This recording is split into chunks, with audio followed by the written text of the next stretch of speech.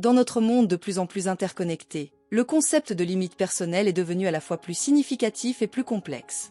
Les limites personnelles sont les frontières invisibles qui définissent où une personne se termine et où une autre commence, englobant l'espace physique, la confidentialité émotionnelle et les zones de confort psychologique. Elles sont essentielles pour maintenir des interactions saines et respectueuses, mais elles sont souvent mises à l'épreuve ou ignorées dans divers contextes.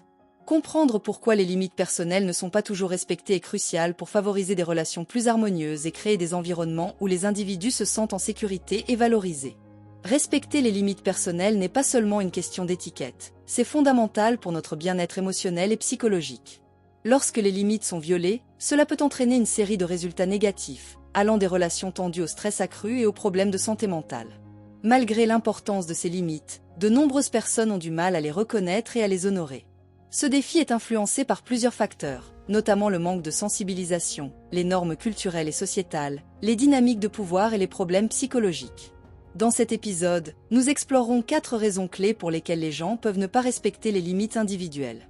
En examinant ces facteurs allant du manque de sensibilisation et de compréhension à l'influence des normes culturelles, des dynamiques de pouvoir et des problèmes psychologiques, nous visons à éclairer les complexités entourant les violations de limites. Grâce à des preuves provenant de sources réputées et à des exemples concrets, nous obtiendrons une compréhension plus profonde de ces défis et de leurs implications pour nos interactions avec les autres. Commençons par la première raison, le manque de sensibilisation et de compréhension. Les limites personnelles ne sont pas toujours explicites, elles sont souvent nuancées et nécessitent un certain niveau de conscience sociale pour être reconnues. Beaucoup de gens ne savent tout simplement pas ce qui constitue une violation des limites, ou ils ne comprennent pas pleinement l'importance de respecter ces limites. Des recherches soulignent qu'un nombre significatif de personnes ont du mal à comprendre les limites émotionnelles. Une étude publiée dans le Journal of Interpersonal Violence révèle que les individus échouent souvent à reconnaître les limites émotionnelles en raison d'un manque de sensibilisation ou d'une mauvaise interprétation des signaux sociaux. Par exemple, dans un cadre professionnel, une personne peut croire qu'elle aide en offrant des conseils ou des commentaires non sollicités.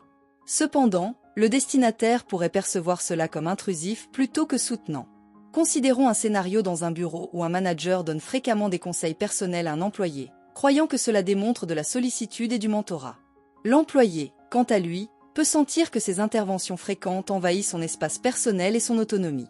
Le manque de sensibilisation du manager concernant les limites de l'employé crée une dynamique inconfortable, soulignant comment un simple malentendu peut conduire à des problèmes interpersonnels significatifs.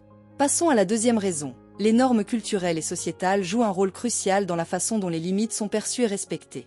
Différentes cultures ont des normes variées concernant l'espace personnel, l'expression émotionnelle et les interactions sociales.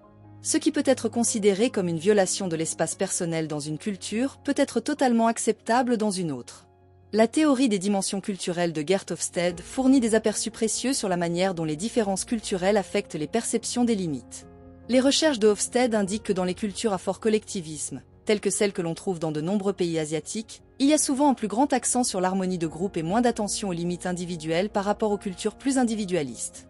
Cela signifie que les comportements considérés comme intrusifs dans les sociétés individualistes peuvent être normaux, voire attendus, dans les cultures collectivistes. Prenons, par exemple, la différence entre les approches occidentales et orientales de l'espace personnel. Dans de nombreuses cultures occidentales, comme celle des États-Unis ou d'Europe, maintenir une certaine distance physique pendant les conversations est considéré comme un signe de respect. En revanche, dans des cultures comme celle du Japon, une proximité physique étroite est souvent perçue comme un signe d'engagement et de respect. Un homme d'affaires américain travaillant au Japon pourrait initialement trouver cette proximité lors des réunions inconfortables, l'interprétant comme une intrusion dans son espace personnel. En revanche, ses homologues japonais pourraient considérer ce comportement comme parfaitement approprié et indicatif de leur engagement dans la conversation. Cette variance culturelle souligne la complexité des limites personnelles et le besoin de sensibilité culturelle dans un monde globalisé. Lorsque des personnes de différentes origines culturelles interagissent, des malentendus sur les limites peuvent facilement surgir, menant à des inconforts et des conflits. La troisième raison des violations de limites implique les dynamiques de pouvoir et les structures hiérarchiques. Dans des environnements où il existe un écart de pouvoir clair, comme dans les milieux de travail, les institutions éducatives ou les familles, les individus en position d'autorité peuvent ne pas toujours respecter les limites de ceux qui sont dans des positions subalternes. Ce manque de respect peut découler d'un sentiment de droit ou d'une capacité diminuée à faire preuve d'empathie. Les recherches de Robert Cialdini sur la psychologie de l'influence éclairent comment les dynamiques de pouvoir affectent le respect des limites. Le travail de Cialdini révèle que les individus en position de pouvoir sont plus enclins à dépasser les limites parce qu'ils peuvent manquer de l'empathie nécessaire pour reconnaître l'impact de leurs actions sur les autres. Par exemple, dans un environnement d'entreprise, un cadre supérieur pourrait adopter des comportements qui ignorent l'espace personnel ou les limites émotionnelles des employés subalternes.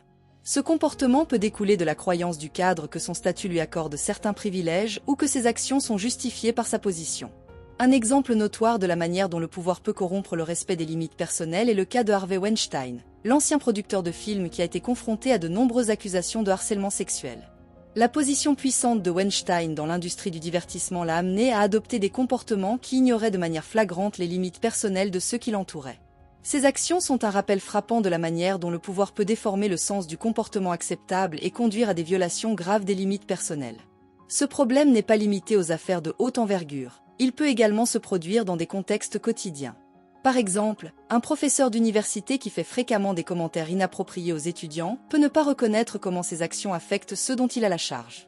Le déséquilibre de pouvoir entre le professeur et les étudiants peut conduire à un mépris des limites personnelles des étudiants, exacerbant les sentiments d'inconfort et de vulnérabilité. La quatrième raison implique les problèmes psychologiques et les insécurités personnelles, qui peuvent avoir un impact significatif sur la manière dont les individus respectent les limites des autres. Les personnes luttant avec des conditions psychologiques ou des insécurités personnelles peuvent avoir du mal à reconnaître ou à honorer les limites en raison de leurs propres besoins émotionnels non satisfaits ou de perceptions déformées des interactions sociales. Une étude parue dans le Journal of Social and Clinical Psychology met en évidence que les individus ayant certaines conditions psychologiques, telles que le trouble de la personnalité narcissique ou le trouble de la personnalité borderline, ont souvent du mal à respecter les limites personnelles. Les personnes narcissiques, par exemple, peuvent ignorer les limites des autres parce qu'elles sont principalement concentrées sur leurs propres besoins et désirs. Leur comportement découle souvent d'un manque d'empathie et d'un sens exagéré de leur propre importance.